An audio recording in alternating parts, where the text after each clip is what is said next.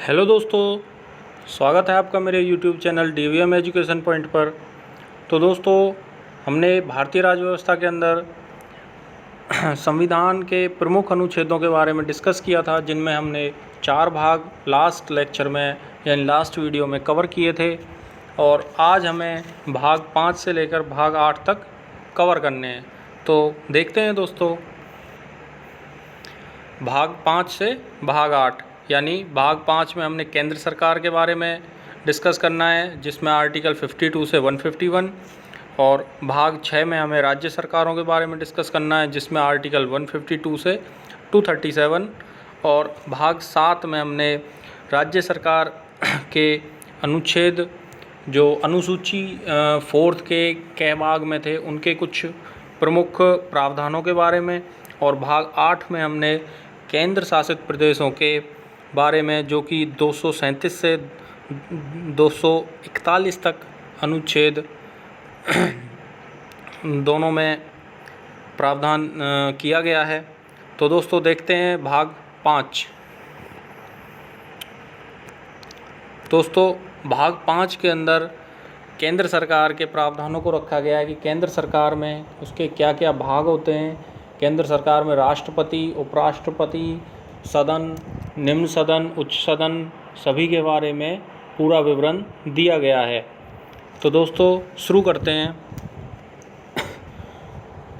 भाग 5 का पहला अध्याय यानी केंद्र संघ का पहला अध्याय, जिसमें हम राष्ट्रपति के सभी शक्तियों और उनसे रिलेटेड सभी प्रावधानों के बारे में अनुच्छेद 52 से 78 के बीच में डिस्कस करेंगे। यानी भारत के राष्ट्रपति के और उपराष्ट्रपति के से संबंधित जो भी केंद्र सरकार में उनका शक्तियाँ होती हैं, वो सभी हम कवर करेंगे आर्टिकल 52 से आर्टिकल 78 तक। तो देखते हैं मेन आर्टिकल 52 में भारत के राष्ट्रपति और 63 में भारत के उपराष्ट्रपति। अब 52 से लेकर 62 तक राष्ट्रपति की शक्ति, कार्यपालिका शक्ति, उसका निर्वाचन की रीति, पदावधि, पुनर्निर्वाचन आदि के बारे में उल्लेख किया गया है। इसी प्रकार उपराष्ट्रपति के लिए 63 में भारत का उपराष्ट्रपति, उसके बाद उपराष्ट्रपति का राज्यसभा का पदेन सभापति होना और उसका निर्वाचन, पदावधि सभी के बारे में दर्शाया गया है। ये 78 तक है। इससे अगले अध्याय में देखेंगे संसद की संरचना क्या होती है और इसके अंदर कौन कौन से अनुच्छेद आते हैं।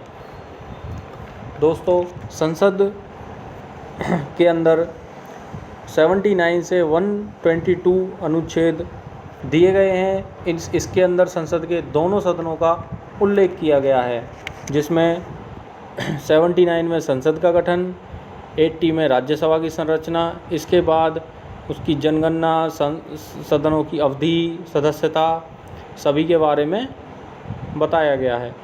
और आर्टिकल 87 में राष्ट्रपति का विशेष अभिभाषण, जो कि दोनों के संयुक्त सदनों के साथ होता है, वो आर्टिकल 87 में दर्शाया गया है। आगे चलते हैं दोस्तों।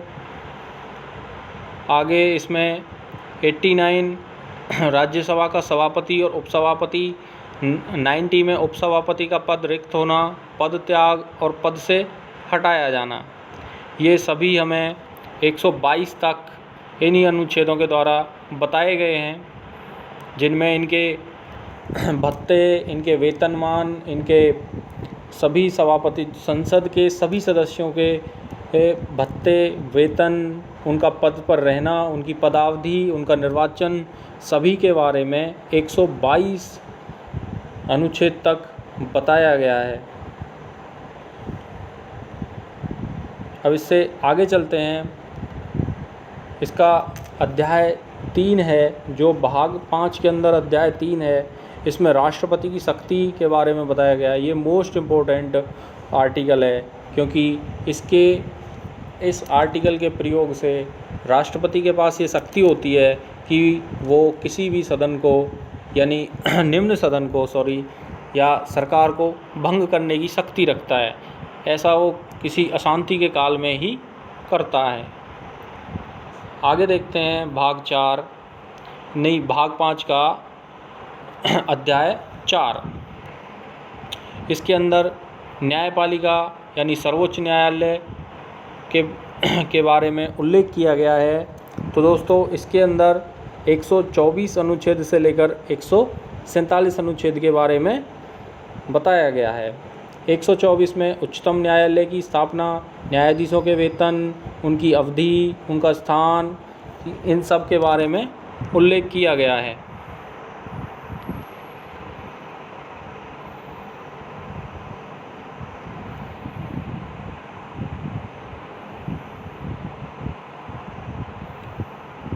दोस्तों भाग 5 के 5वें अध्याय में भारत के नियंत्रक महालेखा परीक्षक यानी कंट्रोलर एंड ऑडिटर जनरल के बारे में बताया गया है, जो कि 148 से 151 यानी 148 से 151 अनुच्छेद के बारे में बताता है।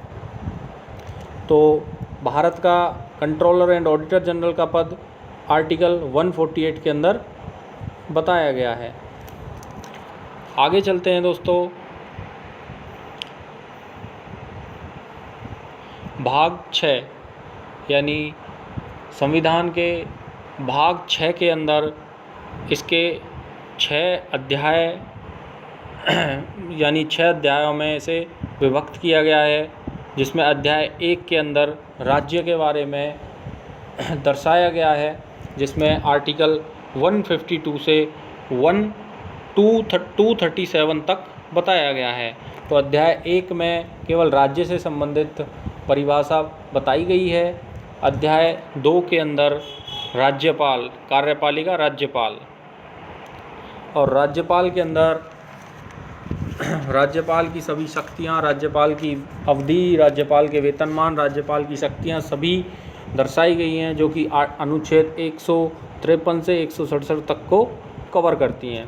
तो 153 में राज्यपाल, 154 में उनकी शक्ति, राज्यपाल की नियुक्ति, पदावधि, इन सभी के बारे में 153 से 167 तक बताया गया है। इससे अगला है अध्याय 3 यानी भाग 6 का अध्याय 3 राज्य का विधानमंडल। इसको 168 से 212 यानी 168 से 212 तक दर्शाया गया है। राज्य के विधानमंडल यानी विधानसभा और विधान परिषद, इनके बारे में 168 से 212 तक बताया गया है। तो दोस्तों 168 में राज्यों के विधानमंडलों का गठन, 69 में विधान परिषदों का गठन, 170 में विधानसभाओं की संरचना, 71 में विधान परिषदों की संरचना, इन सभी के बारे में दर्शाया गया और इनके सभी सदस्यों का निर्वाचन, सदस्यों की पदावधि, सदस्यों की पुनर्निर्वाचन, सभी के बारे में 212 अनुच्छेद तक दर्शाया गया है। आप कहीं भी मेरी इस वीडियो को पॉज करके देख सकते हैं, मैंने सारे आर्टिकल इसमें उल्लेख कर दिए हैं।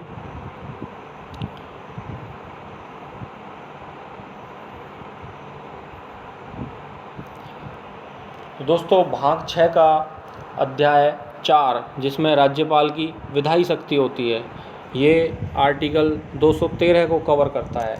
जैसे आर्टिकल 123 के अंदर हमने राष्ट्रपति की शक्ति देखी थी। राष्ट्रपति की शक्ति इसी में होती है कि वो कभी भी अशांति के समय में सरकार को, निम्न सदन को भंग कर सकता है। और ऐसी ही शक्ति राज्यपाल की होती है जिसमें वो सरकार को भंग करने की शक्ति रखता है, यानी राज्य सरकार को भंग करने की शक्ति रखता है। वो आर्टिकल 213 के अंदर कवर होती है। आगे चलते हैं दोस्तों भाग 6 का अध्याय 5 राज्यों के उच्च न्यायालय। दोस्तों राज्यों के उच्च न्यायालय हमने 214 से 231 के बीच में डिस्कस करने हैं, क्योंकि राज्य के सभी उच्च न्यायालय हर राज्य का एक उच्च न्यायालय होता है, जिसका गठन 213 अनुच्छेद के तहत किया गया था। 214, 215, 216 इनके अंतर्गत सभी राज्यों में उच्च न्यायालयों का गठन किया गया है। तो ये 214 से 231 के बीच में इनका उल्लेख पाया जाता है। इसके बाद न्यायाधीशों की नियुक्ति, न्यायाधीशों के वेतन आदि सभी के बारे में उल्लेख किया गया है। आप कहीं भी किसी भी अनुच्छेद को देखने के लिए वीडियो को पॉज कर सकते हैं। और दोस्तों, भाग 6 का अध्याय 6, इसके अंदर अधीनस्थ न्यायालय वो होते हैं जो डिस्ट्रिक्ट लेवल पर कोर्ट बनी होती है, यानी जिला अदालत जो जनपद में, डिस्ट्रिक्ट में होती है। ज़्यादातर हर डिस्ट्रिक्ट में होती है, जिसमें हमने 233 से 237 आर्टिकल को कवर किया है। उनमें भी जिला न्यायाधीशों की नियुक्ति जो कि राज्यपाल करते हैं, और उनका निर्वाचन, उनका नियंत्रण कुछ वर्गों या वर्गों के मजिस्ट्रेट पर इस अध्याय के उपबंधों का लागू होना, यानी इसमें क्या क्या शक्तियाँ होती हैं जिला न्यायालयों की, उनके क्या क्या काम होते हैं, क्या क्या उनकी अवधि होती है, कैसे उनका निर्वाचन होता है, वो सब कुछ आर्टिकल 233 से 237 के बीच में दर्शाया गया है। आगे चलते हैं। भाग 7 में पहली अनुसूची जो थी, उसके भाग 6 के राज्य अनुच्छेद का विवरण मिलता है। यानी भाग 7 के अंदर केवल एक ही आर्टिकल है जो कि 238 है, उसमें बस राज्यों के अनुच्छेद का विवरण मिलता है। आगे चलते हैं। आगे है दोस्तों भाग 8। भाग 8 के अंदर ये केंद्र शासित प्रदेश आते हैं, जो संघ राज्य क्षेत्र जिन्हें कहा जाता है। इनका उल्लेख 239 से 241 के बीच में मिलता है, जिसमें 239 में संघ राज्य क्षेत्रों का प्रशासन, 239 में कुछ संघ राज्य क्षेत्रों के स्थानीय विधानमंडलों या मंत्रिपरिषदों का या दोनों का सृजन, 239 में दिल्ली के संबंध में विशेष उपबंध। तो दोस्तों, ये सभी केंद्र शासित प्रदेशों के बारे में सारे आर्टिकल कवर किए गए हैं, जिनमें उन्हें ये शक्ति प्रदान की गई है कि वो उनमें विधानमंडल भी होगी, कुछ में विधानमंडल की व्यवस्था की गई है और कुछ का शासन डायरेक्ट केंद्र सरकार के अधीन किया गया है। तो दोस्तों, आज हमने 4 भाग पढ़े और 4 भाग अभी शेष रह गए हैं। तो दोस्तों, सारे अनुच्छेद 395 अनुच्छेद बनाए गए थे जिस समय संविधान लागू हुआ था। तो आगे हमें 4 भाग और पढ़ने हैं, यानी भाग 9 से भाग 12 तक। और सारे अनुच्छेद की PDF फाइल मैं आपको कल शेयर कर दूंगा, जिसमें आप सारे अनुच्छेदों की का पूरी तरह से संक्षिप्त विवरण आसानी से पढ़ पाएंगे। तो दोस्तों, आज के लिए आज की वीडियो में बस इतना ही। मिलते हैं नेक्स्ट वीडियो में। और दोस्तों, जिन्होंने अभी तक मेरा चैनल सब्सक्राइब नहीं किया है, वो चैनल सब्सक्राइब कर लें ताकि आप मेरी हर वीडियो से जुड़ सकें। ओके, मिलते हैं नेक्स्ट वीडियो में। Thank you.